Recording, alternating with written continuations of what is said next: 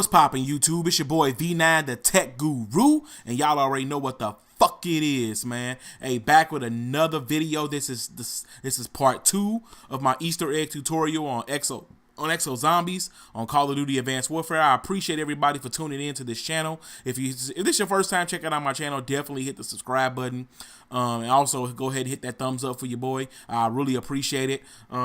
I want to give a special shout out to my boy GSC Ra. He's been helping me with these Easter eggs and all this zombie stuff since Black Ops 1. I remember when we first started doing the Easter eggs on Ascension, and I just been rolling with this dude ever since, and he's a really good friend, and I really appreciate all the help on this game. But basically, in a nutshell, this next part is really not as difficult as people make it seem, except for the last key card you got to get.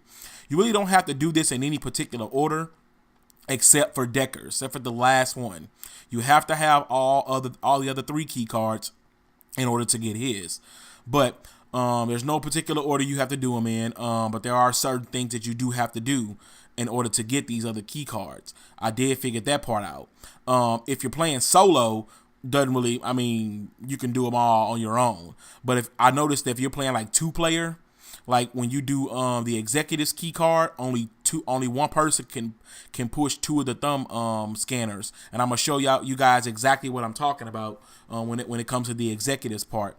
Also with how many other players you have in the game, when you want to do Oz's key card, you all have to do that boost slam. Whoever's in the game, all of you guys have to do it. It can't just be one person. But of course, you have to definitely get the exosuit in order to do the rest of these parts here, and the EM1. So definitely get the EM1 out of the box.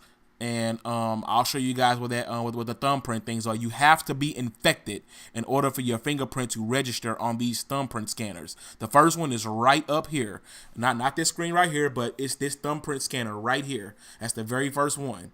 So you got to press that one only when the infected zombies come out, but you have to be infected. The second one's right here. The third one is over here. And the fourth one is around the corner, and the key card pops up right next to it in a little booth. I recommend, if you guys have camouflage, definitely utilize camouflage. But this is how you get the executive's key card. So I'm gonna move on to the next one. Now this next step is really, really essential. What you have to do is you have to basically go into this room that's right down here. I don't know if you guys know what this is. It's actually in the main hub. Once you get to this room, it's really, really important because I highly recommend you guys get an automatic. Get an automatic weapon, because anything else, you're going to pretty much be in trouble. I ended up getting stuck with the RW1 and the Cell 3 Categorizer. I really didn't do such a good job. I mean, I got the little thing down. I'll show you guys what I'm talking about. There's something that you have to shoot that's on this little, it looks almost like drums. Like drums in a safe. This thing right here, you got to shoot this down. It looks like it's holding that drum up. So you got to shoot that down. I highly recommend you guys use an automatic weapon. As you can see, I have an RW1, which is not going to get the job done. So I had to get another gun, but I didn't have enough money because I had to get Jug too. So, but what I did was I used my Cell 3 Categorizer, and I got those zombies pretty far away, and I just like spammed all the bullets that I had possibly and just shot them all out. But it does take some also some really, really, really good communication when you jump and boost slam on that little one that you're shooting the little bar down on. You'll notice when it's gone because you won't be able to see it anymore sticking up if you look at it from the other side. What you have to do after that is, once it's completely down, as you can see me spamming the shots to get that thing down because I don't have an automatic weapon, it would have been a lot quicker had I had like an HBR A3 or something like that, or a AK-12 or a BAO or anything that's automatic, the Pyotech, anything. So it would have been a lot faster if I'd have got that done. But this part right here, you all have to literally jump at the same time and slam at the same time, and then it'll come all the way down. Like, that is so important.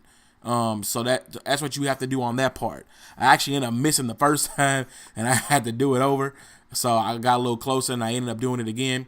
And once you do that, you'll notice that drum will come up like that. You see that? Then the key card's right there. Then you just hit X, and then you got the key card. And that's pretty much that second part for Oz's ID.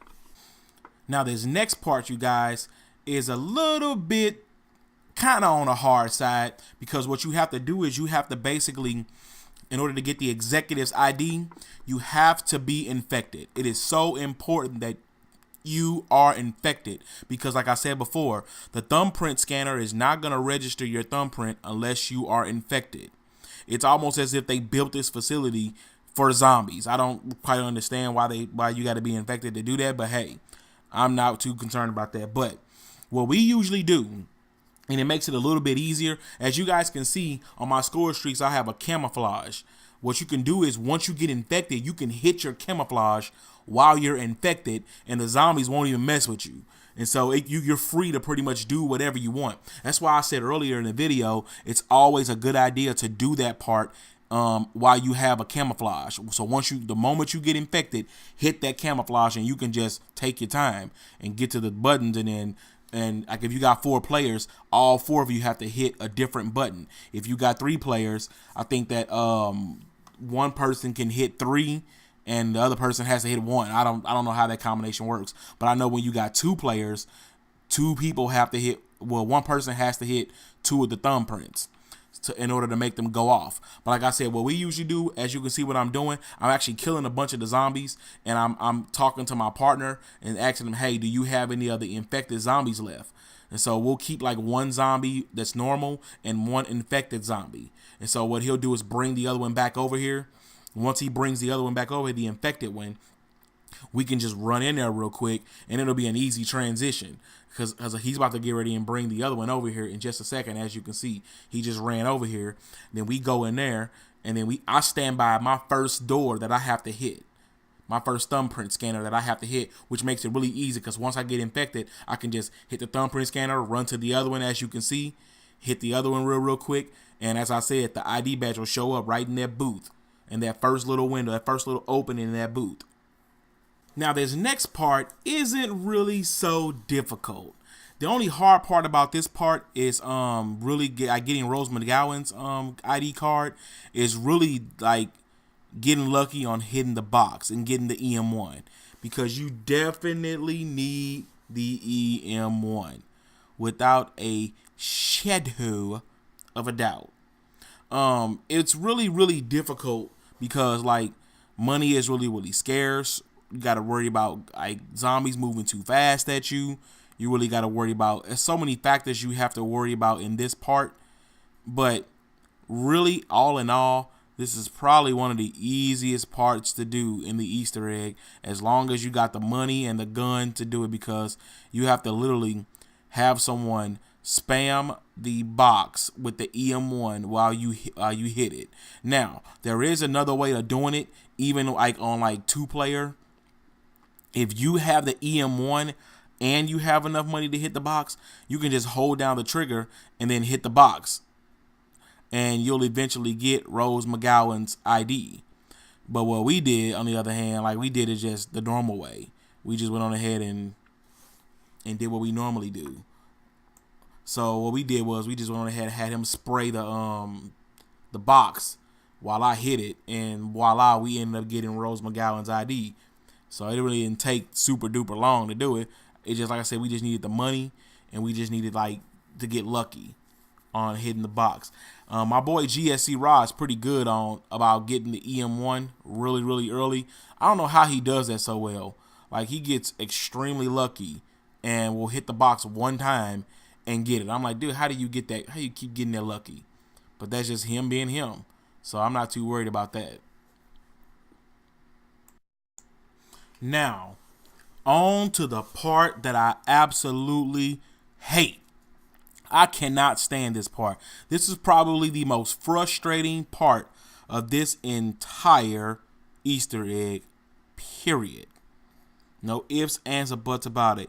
I probably have to say me and GSC Raw had to really like go down into the incinerator probably, I think 7 times. Probably less. I could be wrong, but it seemed like we went down in that incinerator so many times. We might as well just die down there and just stay trashed, because I mean, you got to be kidding me. We use so much money.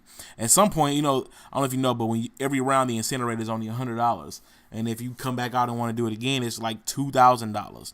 I think at some point we were so frustrated on failure, we just decided to say fuck it. We just gonna spend the $2,000 and call it a fucking wrap, because we just got sick and tired of having to do this over and over again, because you can't really see the ID badge when you're shooting down in the incinerator.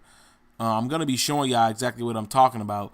Like, I don't know anybody who can legitimately see. You got to really be paying attention, and I mean really be paying attention, because there's no way in the world you're gonna spot this ID badge. I looked everywhere, and I guess my boy GSC Raw told me, hey, look, man, it just shows up on the ground. You just gotta spam X.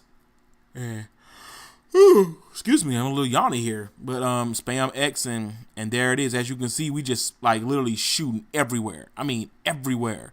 We was down here 5 times, wasted a ton of ammo, having to upgrade our guns over and over again to get this last ID card, which is Decker's. As I said before, you have to have all the other 3 before you can even get this one.